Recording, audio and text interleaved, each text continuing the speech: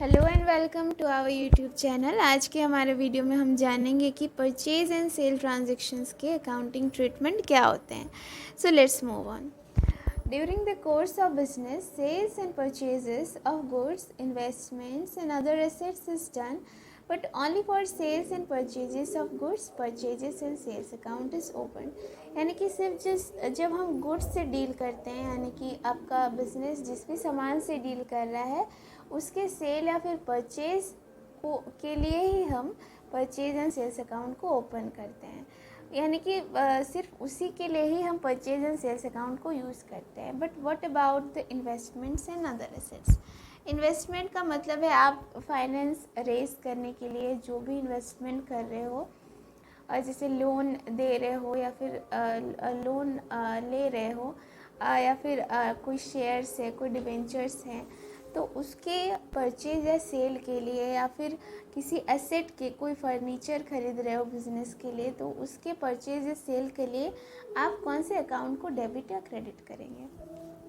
सो purchases account, ये तो आप देख रहे हैं कि डेबिट होता है when goods are purchased, credit होता है, ये समझने वाली बात है कि परचेज अकाउंट क्रेडिट होता है सिर्फ एक सिचुएशन में, when goods go out of the business other than sales and purchases or are destroyed due to unfortunate circumstances. जैसे कि आपके फैक्ट्री में, आपके गोडाउन में आग लग गई तो गुड्स जो है वो डिस्ट्रॉय हो गए, तो इस सिचुएशन में जो है आपका परचेज अकाउंट क्रेडिट होगा।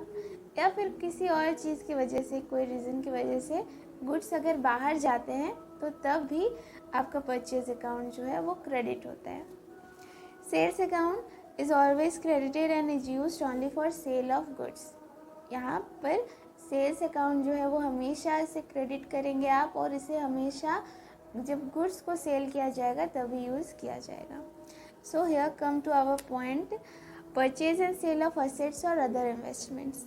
This activity leads to increase और decrease in the amount of relevant items respectively. यानी कि अगर आप एसेट्स को या फिर किसी भी इन्वेस्टमेंट को परचेज कर रहे हैं तो आपके पास जो है वो एसेट का जो अमाउंट है, जो वर्थ है, वो इंक्रीज हो जाएगा।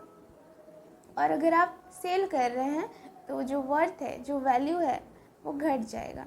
तो इन केस अगर आप परचेज कर रहे हैं कोई भी एसेट या इन्वेस्टमेंट, तो परचेजेस अकाउंट के जगह पे आप उस पर्टिकुलर एसेट या फिर इन्वेस्टमेंट अकाउंट को डेबिट करेंगे। सपोज आप शेयर अगर परचेज कर रहे हैं तो आप शेयर्स अकाउंट को डेबिट करेंगे। जो भी शेयर्स आप परचेज कर रहे हैं, equity share, preference share, anything, आप उसे डेबिट करेंगे।